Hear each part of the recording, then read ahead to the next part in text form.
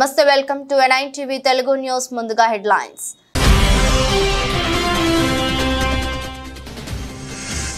DSC ద్వారా త్వరలో teacher పోస్టులు భర్తీ చేస్తాం వందే మాతరం ఫౌండేషన్ ఆధ్వర్యంలో నిర్వహించిన కార్యక్రమంలో ప్రకటించిన సీఎం రేవంత్ రెడ్డి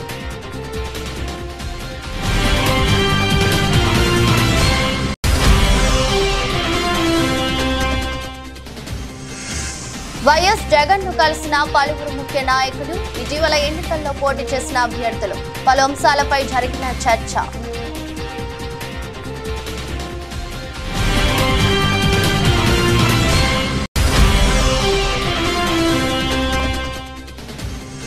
కూటమి శాసనసభాపక్ష నేతగా చంద్రబాబు ఏకగ్రీవ ఎన్నిక సీఎం అభ్యర్థిగా చంద్రబాబును ప్రతిపాదించిన పవన్ కళ్యాణ్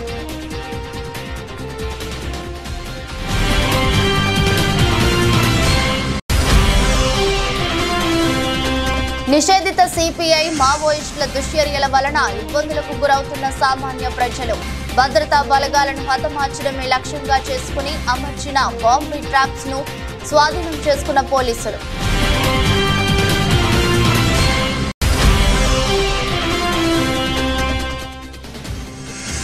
బూడిద లారీల రవాణాపై ఎమ్మెల్యే కౌశిక్ రెడ్డి మీడియా సమావేశం రోజుకు మంత్రి పొన్నంకు 50 లక్షలు అందుతున్నాయంటూ ఆధారాలతో ఆరోపణలు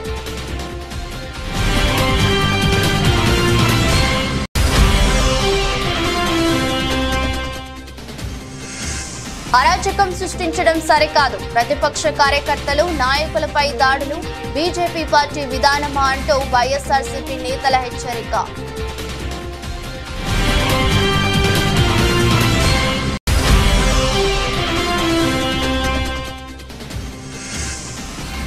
T20 వరల్డ్ కప్ లో బంగ్లాపై సౌత్ ఆఫ్రికా చారిత్రాత్మక విజయం చివరి బంతికి థ్రిల్లింగ్ విక్టరీ సాధించిన దక్షిణాఫ్రికా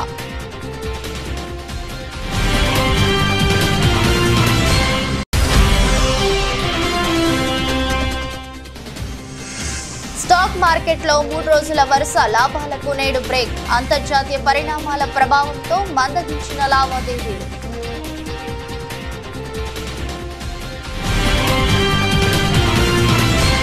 డిఎస్సి ద్వారా త్వరలో టీచర్ పోస్టులను భర్తీ చేస్తామని తెలంగాణ ముఖ్యమంత్రి రేవంత్ రెడ్డి అన్నారు హైదరాబాద్ లోని రవీంద్ర భారతిలో వందే మాతరం ఫౌండేషన్ ఆధ్వర్యంలో నిర్వహించిన 10వ తరగతి ప్రభుత్వ పాఠశాలల టాపర్ విద్యార్థుల సన్మాన కార్యక్రమానికి సీఎం ముఖ్య అతిథిగా హాజరయ్యారు ఈ సందర్భంగా వందే మాతరం ఫౌండేషన్ ను అభినందించారు ప్రభుత్వ పాఠశాలల విద్యార్థులను ప్రోత్సహించడం అభినందనీయమన్నారు ఇప్పుడు సర్వీసుల్లో ఉన్న ఐఏఎస్ ఐపీఎస్ లలో 90% మంది ప్రభుత్వ పాఠశాలల్లోనే చదివిన సీఎం చెప్పారు చాలా రాష్ట్రాల ముఖ్యమంత్రులు మంత్రులు కేంద్ర మంత్రులు కూడా పాఠశాలల్లోనే చదివారన్నారు గత కొంతకాలంగా ప్రభుత్వ పాఠశాలలు నిర్వీర్యం అవుతున్నాయన్నారు ఒక్కో విద్యార్థి మీద ప్రభుత్వం 80,000 ఖర్చు చేస్తుందని తెలిపారు విద్యార్థులు నా కాలేజ్ అని చెప్పుకుంటాడు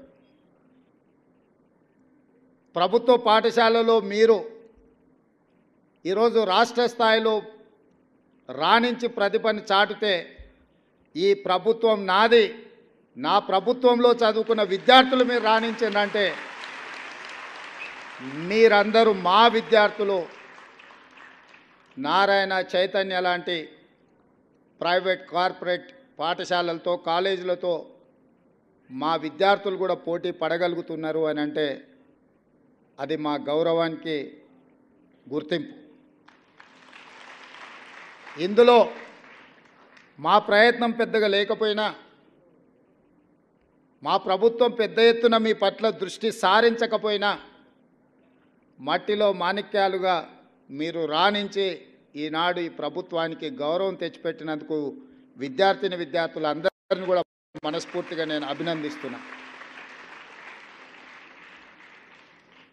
ఈరోజు ఈ దేశంలో ఐఏఎస్లైనా ఐపీఎస్లైనా ఐఎఫ్ఎస్లైనా వివిధ ఉన్నతాధికారులు మా ప్రభుత్వంలో పనిచేస్తున్న వాళ్ళు నన్ను కలవడానికి వచ్చినప్పుడు వాళ్ళతో మాట్లాడుతున్న సందర్భంలో నేను వాళ్ళని అడుగుతుంటాను మీ స్కూల్ ఎడ్యుకేషన్ ఎక్కడా మీ కాలేజ్ ఎడ్యుకేషన్ ఎక్కడా ఎందుకు అని అంటే ఒక అంచనా వేయడానికి వీళ్ళు ప్రభుత్వ పాఠశాలలలో చదివినరా ప్రైవేట్ కార్పొరేట్ స్కూల్స్లలో చదివినరా అని ఒక అంచనా కోసం నేను అడుగుతుంటా 90% ఐఏఎస్ ఐపీఎస్లు ప్రభుత్వ పాఠశాలలలో చదువుకున్నోళ్ళే ఎన్నికవుతున్నారు. అదేవిధంగా రాజకీయ నాయకులు ముఖ్యమైన హోదాలలో రాణించిన వాళ్ళు ఈ దేశం మొత్తం మీద చూడండి. నిన్న ప్రమాణ స్వీకారం చేసిన నరేంద్ర మోడీ గారు కావచ్చు, 12 తారీఖు నాడు ప్రమాణ స్వీకారం చేయబోయే నారా చంద్రబాబు నాయుడు గారు కావచ్చు, డిసెంబర్ 7, 2023 నాడు ప్రమాణ స్వీకారం చేసిన మీ రేవంత్ అన్న కావచ్చు, మేమందరం ప్రభుత్వ పాఠశాలల్లో చదువుకొని ఈ స్థాయికి వచ్చినాం. మేము ఈ స్థాయికి రావడానికి కారణం మా తల్లిదండ్రుల కంటే కూడా ఆ పాఠశాలల్లో చదువులు చెప్పిన గురువులదే. తెలంగాణ, ఛత్తీస్గఢ్ రాష్ట్రాల సరిహద్దు ఏజెన్సీ ప్రాంతాల్లో భద్రతా బలగాలను హతమార్చడమే లక్ష్యంగా ఆదివాసీలు సంచరించే ప్రదేశాల్లో అమర్చిన బూబీ ట్రాప్స్ ను భద్రతా బలగాలు కనుగొన్నాయి. చర్ల మండలంలోని పూసుగుప్ప అటవీ ప్రాంతం మరియు తెలంగాణ, ఛత్తీస్గఢ్ రాష్ట్రాల సరిహద్దుగా గల ప్రాంతాలలో చర్ల పోలీసుల ఆధ్వర్యంలో భద్రాద్రి కొత్తగూడెం స్పెషల్ పార్టీ, ఛత్తీస్గఢ్ పోలీసులు మరియు సిఆర్పీఎఫ్ పోలీసులు ఈరోజు సంయుక్తంగా నిర్వహించిన ఏరియా డామినేషన్ ఆపరేషన్ లో పోలీసులను హతమార్చడమే లక్ష్యంగా చేసుకుని నిషేధిత సిపిఐ మావోయిస్టులు సరిహద్దు ప్రాంతాల్లోని ఆదివాసీలు మరియు వారికి సంబంధించిన జంతువులు సంచరించే ప్రదేశాల్లో అమర్చిన 70 బూబీ ట్రాప్స్ ను గుర్తించారు. మావోయిస్టులు గుంతలు త్రవ్వి ఏర్పాటు చేసిన 70 బూబీ ట్రాప్స్ నుంచి 4396 పదునైన ఇనుప కడ్డీలను తొలగించి వాటిని స్వాధీనం చేసుకున్నారు. నిషేధిత సిపిఐ మావోయిస్టు పార్టీ నాయకులు ఆదివాసీలకు మంచి చేస్తున్నామని చెబుతూ వారి ప్రాణాలకు ముప్పు వాటిల్లేలా ఇలాంటి దుశ్చర్యలకు పాల్పడటం దురదృష్టకరమని additional SP operations T Sai Manohar మరియు భద్రాచలం ఏఎస్పీ పరితోష్ పంకజ్ ఐపీఎస్ ఒక ప్రకటనను విడుదల చేశారు. ఈ సందర్భంగా వారు మాట్లాడుతూ తెలంగాణ, ఛత్తీస్గఢ్ రాష్ట్రాల సరిహద్దు ప్రాంతాల్లో నివసించే అమాయకపు ఆదివాసీ ప్రజలు మావోయిస్టుల దుశ్చర్యల వలన నిత్యం బిక్కుబిక్కుమంటూ జీవనం సాగిస్తున్నారని తెలిపారు.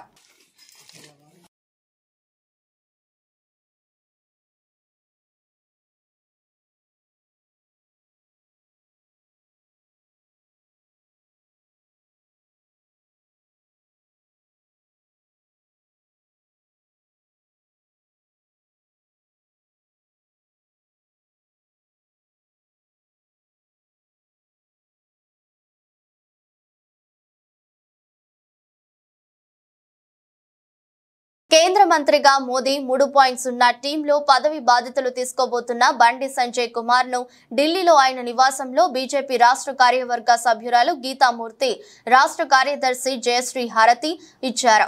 మిఠాయిలు తినిపించి అభినందనలు తెలిపారు. వారితో పాటు ఇతర నేతలు బండి సంజయ్ కు శుభాకాంక్షలు తెలిపారు.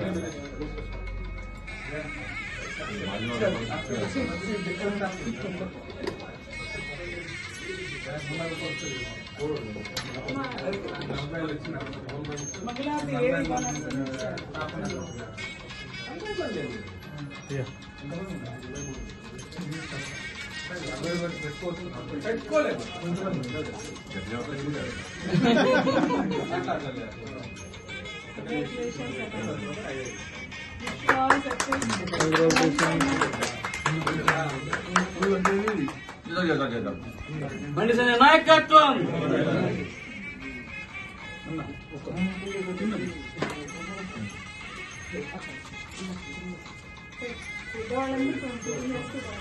విజయవాడ ఏ కన్వెన్షన్ లో టీడీపీ, జనసేన, బీజేపీ కూటమి శాసనసభ పక్ష సమావేశం ప్రారంభమైంది. కూటమి తరపున గెలిచిన ఎమ్మెల్యేలు ఈ సమావేశానికి హాజరయ్యారు.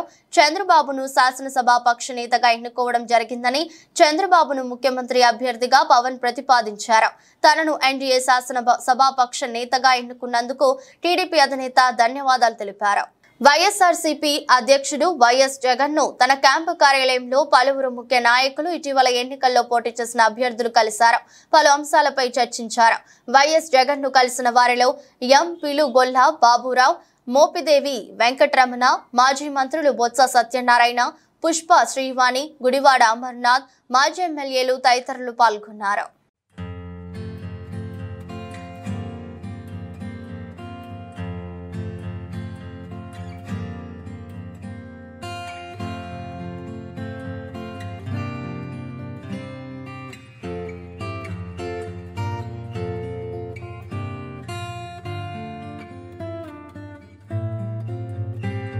తెలంగాణ భవన్ లో ఎమ్మెల్యే కౌశిక్ రెడ్డి మీడియా సమావేశం నిర్వహించారు. మంత్రి పొన్నం ప్రభాకర్ పాల్పడుతున్న ఫ్లై యాష్ కుంభకోణాన్ని పూర్తి ఆధారాలను మీడియా ముందు పెట్టారు. ఈ సందర్భంగా ఆయన మాట్లాడుతూ రామగుండం ఎన్టీపీసీ నుండి బూడిద లారీల అక్రమ రవాణా చేస్తున్నారని ఆరోపించారు. రోజుకు మంత్రి పొన్నంకు 50 లక్షలు అందుతున్నాయని మామూలు మత్తులో రవాణా శాఖ ఆఫీసర్లు అన్నారని అన్నారు. ఫోన్ చేస్తే 2 లారీలే సీజ్ చేశారని పేర్కొన్నారు. 3 రోజుల్లో దందా మానుకుంటే తమ లీడర్లు అడుగడుగునా అడ్డుకుంటారని కౌశిక్ రెడ్డి హెచ్చరించారు. 13 లారీలను పట్టుకుంటే ఇగోండి 13 లారీలను పట్టుకుంటే ఇట్లా రాత్రి హుజరాబాద్లో 13 లారీలను పట్టుకుంటే హుజరాబాద్ పట్టణంలో డిటిసి గారికి స్వయంగా ఒక శాసనసభ్యునిగా నేనే ఫోన్ చేసి ఇవి ఓవర్లోడ్ లారీస్ పోతా ఉన్నాయి, దయచేసి మీరు సీజ్ చేయాలని నేను కరీంనగర్ డిటిసి గారికి ఫోన్ చేసి చెప్తే రాత్రి 10 గంటలకి 2 లారీలు మాత్రమే సీజ్ చేసి 11 లారీలని ఇచ్చిపెట్టింది. మరి ఈ లారీలని ఎందుకు ఆపుతలేరు? ఈ లారీలని ఎందుకు సీజ్ చేస్తలేరు? దీని మతలబ్ ఏంటిది అని నేను అడుగుతా ఉన్నాను. నేను ఇంకోటి చెప్తా ఉన్నా, అధికారులందరూ కూడా చెప్తా ఉన్నాను. నేను స్వయంగా ట్రాన్స్పోర్ట్ సెక్రటరీ గారికి, కమిషనర్ గారికి, డిటిసికి, ఆర్టీఓకి స్వయంగా నేనే ఫోన్ చేసి చెప్పిన మీ మంత్రి గారు చేస్తున్న స్కామ్ ఇది, ఎట్టు పరిస్థితిలో ఓవర్లోడ్ పోతున్నాయి, ఖచ్చితంగా మీరు ఆపాలి అని నేను చెప్తున్నా. చెప్తే సరే సరే అని విన్నారు, మళ్ళా అదే విధంగా కొడతా ఉన్నారు. నేను అధికారులందరూ కూడా చెప్తా ఉన్నాను, మీరు మంత్రి గారి ప్రెషర్కి లొంగి పనిచేస్తే మీరు చేసే డ్యూటీ ఎన్టీపీసీ నుంచి తీసుకొని ఏ రూట్లో అయినా ఖమ్మం వరకు మా బీఆర్ఎస్ పార్టీ కార్యకర్తలు మీ డ్యూటీ చేస్తాం. ఎక్కడ పడితే అక్కడ లారీలను ఆపుతాం. బాజాబ్తు ఈ స్కామ్ ని బయట పెడతాం. మళ్ళా మీరేదో హుస్నాబాద్ నుంచి తీసుకపోతే ఏం కాదని నువ్వు అనుకుంటున్నావు కావచ్చు. పొన్నం ప్రభాకర్ గారికి చెప్తున్నా, నీ హుస్నాబాద్ నియోజకవర్గంలో కూడా ఆడి నుంచి పోతే అడుగు అడుగున మా బీఆర్ఎస్ పార్టీ కార్యకర్తలు అడ్డుకుంటారు, రాసి పెట్టుకోండి అని చెప్పి సందర్భంగా మీకు తెలియజేస్తా ఉన్నాను. ఇంకా ప్రమాణ స్వీకారం కాకుండానే బీజేపీ పార్టీ కూటమి నాయకులు అరాచకాలకు, దాడులకు, దౌర్జన్యాలకు పాల్పడుతుందని వైఎస్ఆర్సీపీ జిల్లా పార్టీ అధ్యక్షులు, రాజానగరం మాజీ శాసనసభ్యులు జక్కంపూడి రాజా, మాజీ మంత్రి చెల్లిపోయిన శ్రీనివాస్ వేణుగోపాలకృష్ణలు సోమవారం ఇటీవల బీజేపీ శ్రేణుల దాడుల్లో అనపర్తి, రంగంపేట మండలాల్లో గాయపడిన బాధితులను పరామర్శించి వారికి ధైర్యం కల్పించారు. అనంతరం అనపర్తిలో స్థానిక మాజీ శాసనసభ్యులు డాక్టర్ సత్తి సూర్యనారాయణ రెడ్డి కార్యాలయంలో జరిగిన విలేకరుల సమావేశంలో తూర్పుగోదావరి జిల్లా వైఎస్ఆర్సీపీ అధ్యక్షులు జక్కంపూడి రాజా, మాజీ మంత్రి వేణుగోపాలకృష్ణలు మాట్లాడుతూ రాష్ట్రంతో పాటు అనపర్తి నియోజకవర్గంలో బీజేపీ కూటమి నాయకులు ప్రతిపక్ష పార్టీ శ్రేణులపై పాల్పడుతున్న దౌర్జన్యం, అరాచకాలపై, దాడులపై రాష్ట్ర గవర్నర్ కు, భారత రాష్ట్రపతికి, ఉన్నత పోలీసు ఉన్నతాధికారులకు ఫిర్యాదు చేస్తామన్నారు. ఏదైతే తెలుగుదేశం పార్టీ, బీజేపీ, జనసేన 3 రాజకీయ పార్టీలు కలిసి ప్రజలకు అనేక వాగ్దానాలు ఇచ్చి అధికారంలోకి వచ్చారు. చంద్రబాబు నాయుడు గారు మొదటి సంతకం డిఎస్సి కోసం పెడతానని, లేకపోతే మొదటి నెల 7,000 రూపాయల పెన్షన్ ఇస్తానని, ఇటువంటి వాగ్దానాలు ఏవైతే ఇచ్చారో వాటిని విస్మరించి మొదటి ఆదేశం కింద రాష్ట్రం అంతా తెలుగుదేశం పార్టీ కార్యకర్తలు, బీజేపీ, జనసేన కార్యకర్తలు ఇష్టానుసారంగా విచ్చలవిడిగా ప్రజల మాన ప్రాణాల మీద దోపిడీలకి లేకపోతే దౌర్జన్యాలకి పాల్పడతారు. వ్యవస్థలు, పోలీస్ డిపార్ట్మెంట్ లాంటి వాళ్ళందరినీ కూడా కళ్ళు మూసుకుని కూర్చోండి అని చెప్పినటువంటి తీరు చంద్రబాబు నాయుడు గారి యొక్క మార్క్ పాలిటిక్స్ కి, మార్క్ పరిపాలనకి మరోసారి అద్దం పడతా ఉంది. దానికి ప్రత్యక్ష ఉదాహరణే ఈ అనపర్తి నియోజకవర్గంలో జరుగుతూ ఉన్నటువంటి దౌర్జన్యాలు, దాడులు అని చెప్పి ఖచ్చితంగా చెప్పచ్చు. గెలుపొందినటువంటి పార్టీలు పౌరుల యొక్క, ప్రజల యొక్క ధన మాన ప్రాణాల రక్షణకి బాధ్యత వహించాలి. దానికోసం మనకు వ్యవస్థలు ఉన్నాయి. ప్రధానమైనటువంటి శాంతి భద్రతలను రక్షించేటువంటి పోలీసు వ్యవస్థ, ఎక్కడైనా చిన్న చిన్న సంఘటనలు జరిగితే వాటిని నివారించేటువంటి న్యాయ వ్యవస్థ, అన్నిటికంటే ప్రజల యొక్క శాంతి భద్రత రక్షణ ప్రభుత్వం యొక్క ప్రధానమైనటువంటి లక్ష్యం. కానీ ఇక్కడ ఉదయం నుంచి పరిశీలిస్తున్నట్లయితే ఒక ఆటవిక సంస్కృతి, ఆకతాయ సంస్కృతి, గెలుపేదో శాశ్వతం అన్నట్లుగా గెలిచినటువంటి వ్యక్తుల యొక్క ప్రవర్తన ఈ నియోజకవర్గంలో ఉన్నటువంటి వైఎస్ఆర్ కాంగ్రెస్ పార్టీ శ్రేణుల, లేకపోతే వైఎస్ఆర్ కాంగ్రెస్ పార్టీ అభిమానుల, వారికి కష్టం కలిగించాలి, లేకపోతే నష్టం చేకూర్చాలి, తద్వారా వారిని కీర్తించేటట్టుగా వారిని హింసించాలి. ఇది వారు ఇక్కడ చెబుతున్నటువంటి విషయాలు. చంద్రగిరి నియోజకవర్గంలో టీడీపీ నాయకులు చేస్తున్న దాడులకు నిరసనగా చిన్నగొట్టిగల్లు మండలం బాకరాపేటలో నల్ల రిబ్బన్ ధరించి మాజీ ఎమ్మెల్యే చెవిరెడ్డి భాస్కర్ రెడ్డి నిరసన చేపట్టారు. చంద్రగిరిలో దాడుల సంస్కృతి ఎప్పుడూ లేదని, కౌంటింగ్ అనంతరం టీడీపీ నాయకులు చేస్తున్న దాడులపై పోలీసులు స్పందించకపోవడం దారుణమని మాజీ ఎమ్మెల్యే అసహనం వ్యక్తం చేశారు.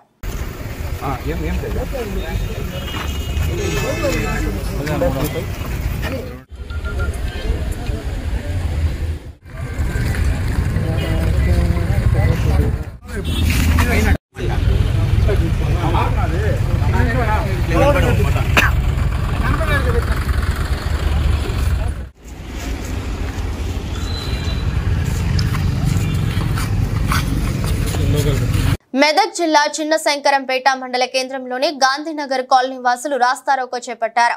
గత 3 రోజులుగా తమ కాలనీకి మిషన్ భగీరథ త్రాగునీరు సరఫరా కావడం లేదని, అధికారుల దృష్టికి తీసుకెళ్లినా పట్టించుకోవడం లేదని ఆగ్రహం వ్యక్తం చేస్తూ మెదక్ చేగుంట ప్రధాన రహదారిపై ఖాళీ బిందెలతో సుమారు గంట పాటు రాస్తారోకో చేపట్టారు. దీంతో వాహనాలు రోడ్డుకి ఇరువైపులా భారీగా నిలిచిపోయాయి. మిషన్ తెలుసుకునే అధికారులు ఘటనా స్థలానికి చేరుకున్న అధికారులతో కాలనీ వాసులు వాగ్వాదానికి దిగారు. తమకు త్రాగునీరు సరఫరా చేయాలని అధికారులు నిలదీశారు. స్పందించిన అధికారులు ట్యాంకర్ల ద్వారా త్రాగునీరు సరఫరా చేస్తామని హామీ ఇచ్చారు. దీంతో కాలనీ వాసులు ఆందోళన విరమించారు. కాలనీ వాసులు మాట్లాడుతూ గత 3 రోజులుగా కాలనీకి నీరు రావడం లేదని, ఎన్నిసార్లు అధికారుల దృష్టికి తీసుకుపోయినా పట్టించుకోవడం లేదని ఆవేదన వ్యక్తం చేశారు. ఎంపీడీఓ దామోదర్ మాట్లాడుతూ కాలనీ వాసులు రోడ్డుపై ఆందోళన చేపట్టిన విషయం తెలుసుకుని రావడం జరిగిందని, మంచినీటి సమస్య రాకుండా చూసుకోవడం జరుగుతుందని, మిషన్ భగీరథ నీరు రాకపోతే ట్యాంకర్ల ద్వారా నీరు అందిస్తామని ఆయన తెలిపారు. తెలిసింది కాబట్టి ఇక్కడ నేను పల్లెనిధులలో ఉన్నాను. ఇలాగానే తీసుకొచ్చి వీళ్ళతో మాట్లాడడం జరిగింది.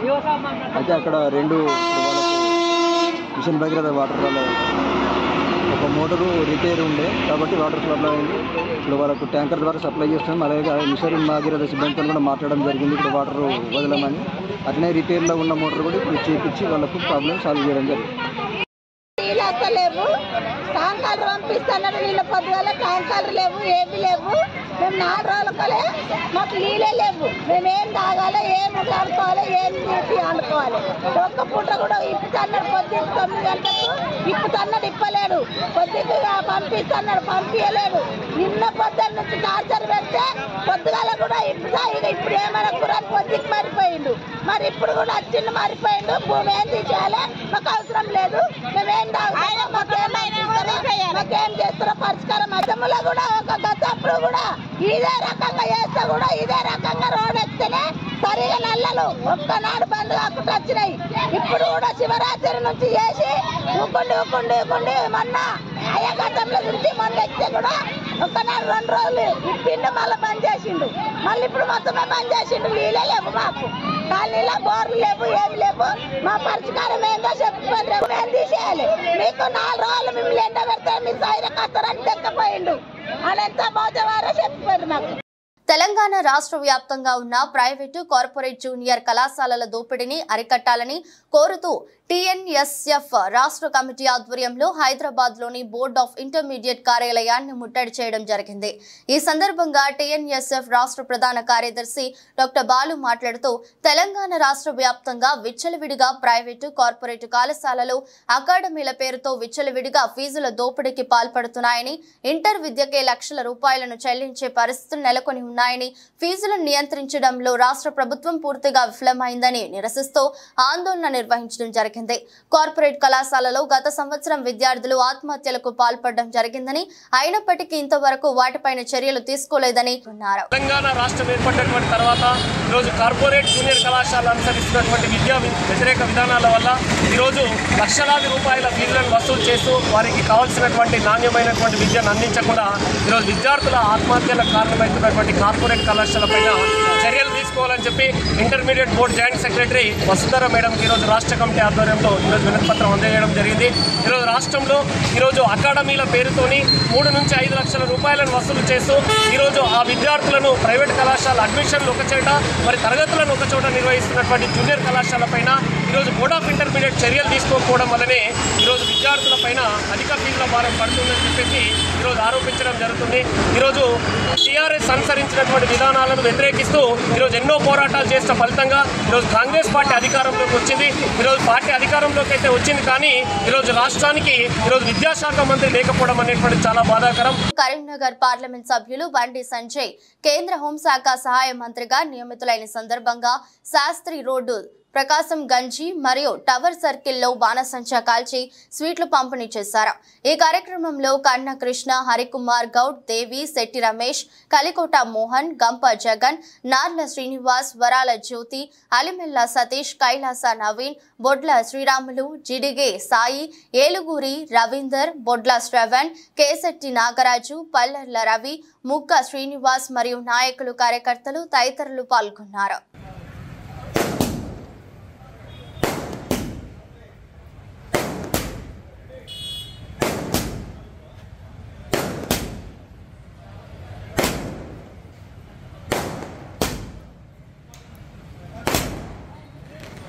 భారత విద్యార్థి federation SFI all India committee పిలుపులో భాగంగా ఎన్టీఏ నిర్వహించిన నీటి పరీక్షల్లో జరిగిన అవకతవకలపైన విచారణ జరిపించాలని ఖమ్మం నగర కేంద్రంలోని నూతన మున్సిపాలిటీ కార్యాలయం వద్ద నిరసన కార్యక్రమాన్ని నిర్వహించారు. ఈ సందర్భంగా ఎస్ఎఫ్ఐ జిల్లా కార్యదర్శి టి ప్రవీణ్ మాట్లాడుతూ జూన్ 4న ఎలాంటి హడావుడి లేకుండా దేశంలో సార్వత్రిక ఎన్నికల ఫలితాలు వెలువడుతున్న సమయంలో నీట్ పరీక్ష ఫలితాలు నేషనల్ టెస్టింగ్ ఏజెన్సీ ప్రకటించింది. ముందుగా జూన్ 14న అని ప్రకటించి ముందుగానే ఎలాంటి సమాచారం లేకుండా ఫలితాలు వెల్లడించడంపై దేశవ్యాప్తంగా అనేక ఫిర్యాదులు వస్తున్నాయి. ప్రధానంగా ఎన్టీఏను తీసుకుని వచ్చి నుండి దాని పారదర్శకతపై అనేక అనుమానాలు వ్యక్తమవుతున్నాయని నిరసన కార్యక్రమంలో తెలిపారు. ఎన్నో అవకతవకలు జరిగినటువంటి పరిస్థితి ఉంది. అదేవిధంగా పేపర్ లీకేజ్ కూడా జరిగినట్టు, ఎన్నో అవమానాలు, అవకతవకలు జరిగినట్లు కూడా దేశవ్యాప్తంగా ఆరోపణలు వస్తూ ఉన్నాయి. అయితే ఇందులో భాగంగానే మొట్టమొదట ఈ నీట్ ఎగ్జామ్ నిర్వహించినటువంటి ఎన్టీఏ ఈ నెల 14వ తారీఖున నీట్ రిజల్ట్స్ను ప్రకటిస్తామని చెప్పడం జరిగింది.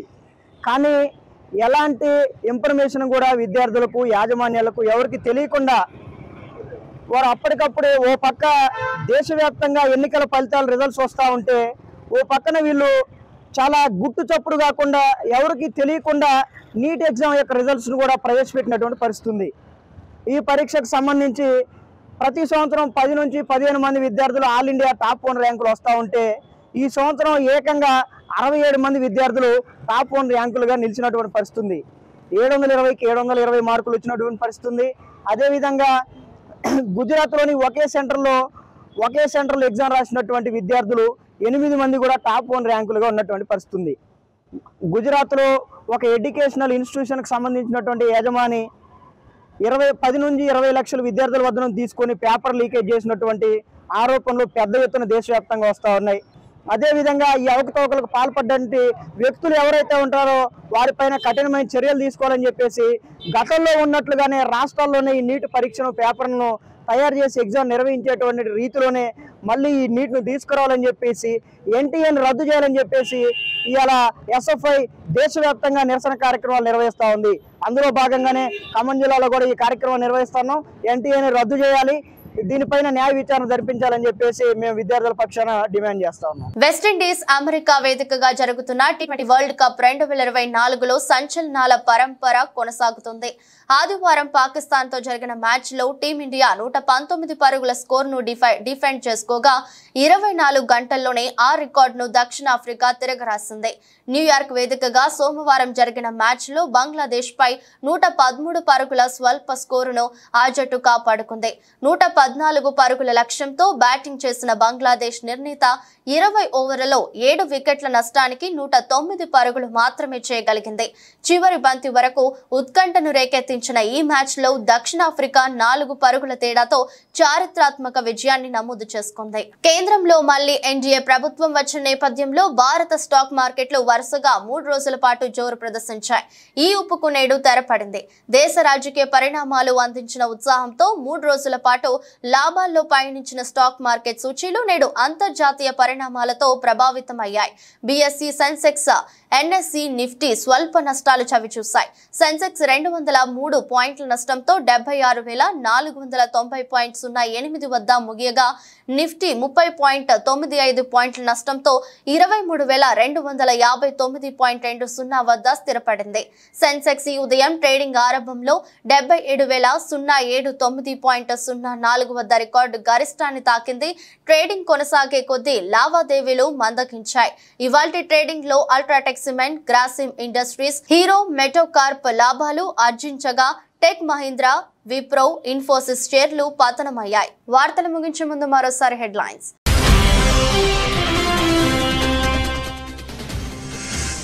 డిఎస్సి ద్వారా త్వరలో టీచర్ పోస్టులు భర్తీ చేస్తాం. వందే మాతరం ఫౌండేషన్ ఆధ్వర్యంలో నిర్వహించిన కార్యక్రమంలో ప్రకటించిన సీఎం రేవంత్ రెడ్డి.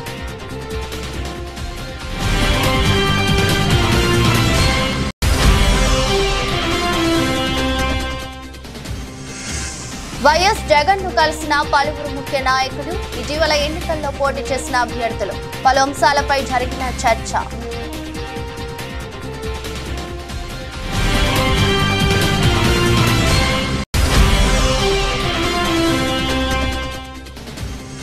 కూటమి శాసనసభాపక్ష నేతగా చంద్రబాబు ఏకగ్రీవ ఎన్నిక. సీఎం అభ్యర్థిగా చంద్రబాబును ప్రతిపాదించిన పవన్ కళ్యాణ్.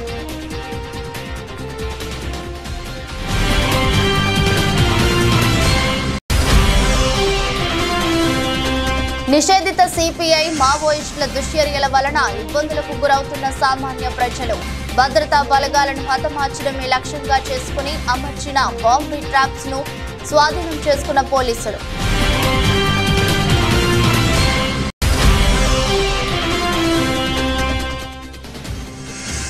బూడిద లారీల రవాణాపై ఎమ్మెల్యే కౌశిక్ రెడ్డి మీడియా సమావేశం. రోజుకు మంత్రి పొన్నంకు 50 లక్షలు అందుతున్నాయంటూ ఆధారాలతో ఆరోపణలు.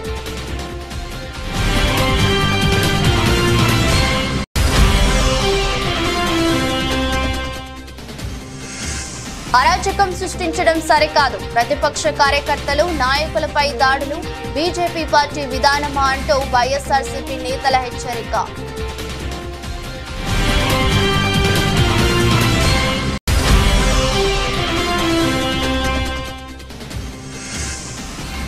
టీ20 వరల్డ్ కప్ లో బంగ్లాపై సౌత్ ఆఫ్రికా చారిత్రాత్మక విజయం. చివరి బంతికి థ్రిల్లింగ్ విక్టరీ సాధించిన దక్షిణాఫ్రికా.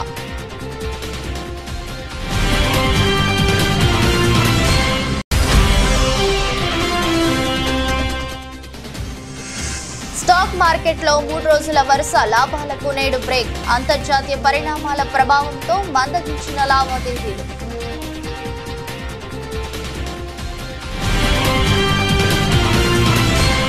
ఇది రోజు బులెటిన్. మరో బులెటిన్లో మళ్ళీ కలుద్దాం. అంతవరకు సెలవు. నమస్కారం.